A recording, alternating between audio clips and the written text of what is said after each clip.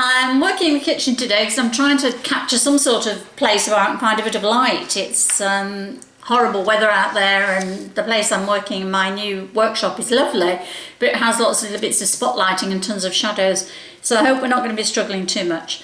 I just wanted to finish off the wiring for the house, and I've been saying all along I'll show you the system I use for the back of the house for where all the wires go for the power strip. This is a picture of the normal power strip that you'll see everywhere. You'll see it at shows and shops and anywhere online. That's a ginormous version of it. They're much smaller than that. But basically it looks like that, and you have 2 pins on your plug like I showed you in the previous video, and they just plug in. It's as simple as a wall socket in effect, or an extension lead in your house. It's just as ordinary as that, just that you're looking at 2 pins rather than 3. But it is that simple. I'm not fond of them for a lot of reasons. One, I have to put the plugs back on every light that I put in, and that drives me crackers. 2, they don't take very many bulbs, because with lighting you are counting bulbs, you're not counting lights. You have to know how many bulbs are going to go in your house. So you'll end up, on a big build, you can end up with several of those just to accommodate the amount of lights that you've got. And if you're like me, you probably want it to be a bit tidier than that, and just 1 power strip would be nicer. So it's too many power strips. It will therefore cost too much because you've got to buy several of them. They are infamous for breaking down in various ways. They usually, particularly if you're buying the very cheap end, because they're very cheap Chinese made, and they're not necessarily all that well made. To be fair, that's not my experience, because I've only used them on 1 house, and I only had the house for a few months, so mine was fine. But I do hear they aren't all that great. So the system I use is from a company called SWP, Small World Products. To be fair, they seem to be disappearing rapidly. But if you search around for SWP, Small World Products, and you find their product online, they are still there. You may still be able to get one. And if you can't, at least you know what you're looking for from somewhere else, and you can get them from other people. I, in fact, did get my last one from somebody else at a show who wasn't Small World Products, but he was selling their kit. It is still their piece of kit. So what you get is this, which I know for a lot of non-electrical people is a bit scary. It was to me. I don't know why that feels more scary than this does, but it does. I think it's because the other one looks like a normal extension or something, whereas this looks like a, electrician's thingy. So you get put off very quickly, which is very silly because it's very, very simple. I've just discovered today that they may well come with different ends on them, because I happen to have 2 of them. And if you look at the ends of mine, on both ends of those, they will vary. But the instructions are quite clear as to what you do with them. So I'm just going to put one to one side on the basis of why confuse you with more information than you need. Here's the one I'll be using. You have to work out how many bulbs you think your house is going to end up with. Actual bulbs in light fitting. So if you've got a 12 bulb chandelier, you've got 12 bulbs and so on, and you top them all up. That I find impossible to do at the beginning, because I have no idea what lights I'm going to put in. So you may want to wait to buy one of these till the very, very end, and you actually know what you're wiring up. Having said that, if you buy one with a ton of slack in it, like you buy one that will take 85 bulbs, you're pretty much likely not to be doing more than that in most houses, most builds. It does include your fireplace, of course, as well, which can be 1 or 2 bulbs. You have to know, or you're supposed to know, how to calculate it out. Now I'm looking at a crib sheet that my husband did for me. And what he wrote down was there are 2 kinds of bulbs that go in your doll's house lights. Most of them are like the bulbs in this one, which was simply pull out. They just pull out and push in. When you look at those, when you pull them out, it's got like two little fine wires on the end. Then there are other bulbs which screw in. So literally you put a little rubber sucker thing on the end and unscrew them and take them out and screw another one in. Again, a bit like the domestic bulb, if you think about it, we used to have bulbs with just pins in, and then we had the screw type bulb.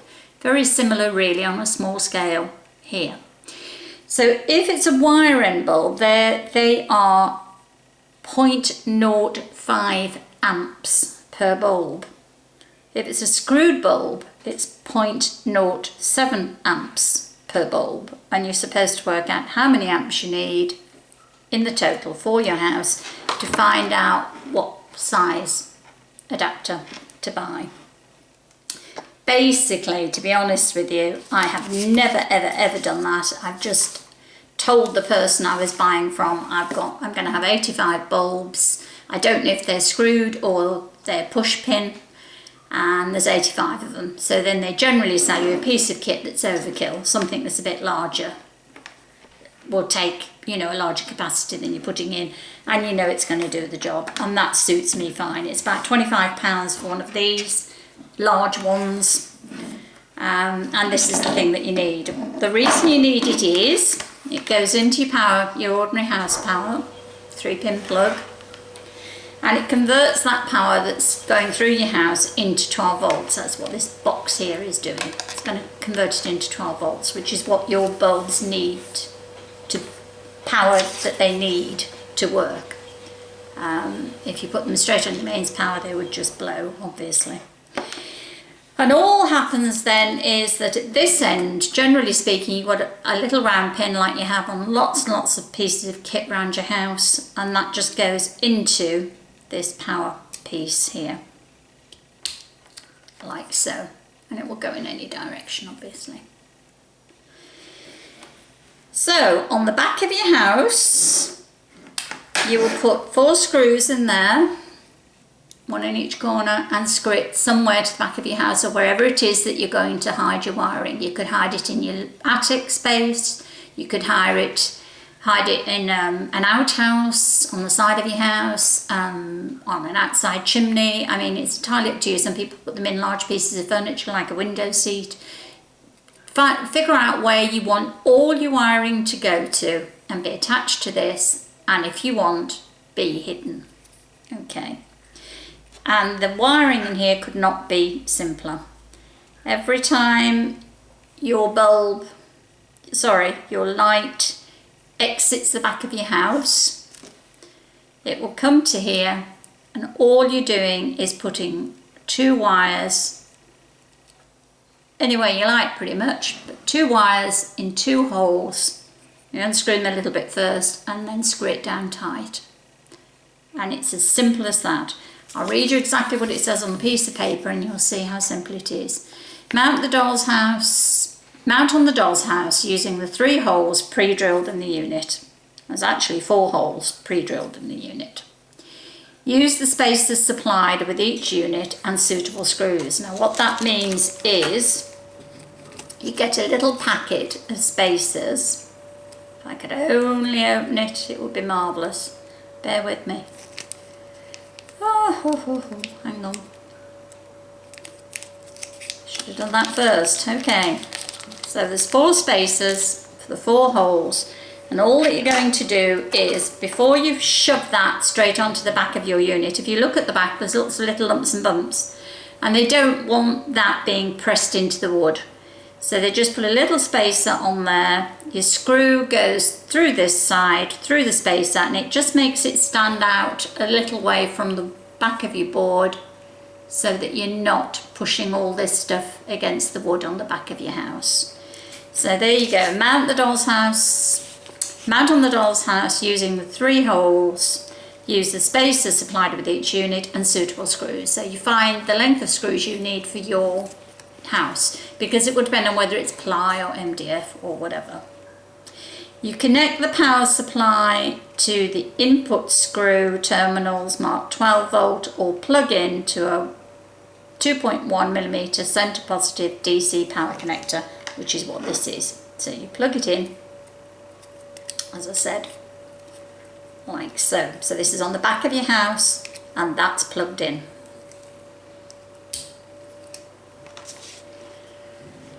Connect a maximum of 85 bulbs to this particular one. This is their basic one, SW01 it's called. SW01, the basic one. And you can get 85 bulbs in here. And all you do is put them in the terminals. They're numbered 1 to 12, so you can make a list of which light connects to which number if you want to do that. You bare the wire ends, put them in the desired plus or minus terminal openings, and no, it doesn't matter which wire goes into plus and which wire goes into minus. It really doesn't matter. And you tighten the screws down. The only thing you can't do is put that light, both wires, in one terminal. That's all that you have to remember. Just split them up, one in each, and screw them down. One in each, screw them down. Could not be simpler. And that's it. In addition to that, you can add on all kinds of other things, like a flicker unit for your fire and all sorts of things, but I won't get that complicated with them. Just trying to show you an alternative to that. And it really doesn't matter, back to square one, if that's your choice, that's your method of choice, it's fine. Put plugs back on your wires and plug them in. If you want something that's as simple, if not simpler, we'll take 85 bulbs in a very small unit so it looks neat. It's not very big, you can hide it quite successfully. Then I commend this to you. I really do like it. I think it's a terrific system. Okay,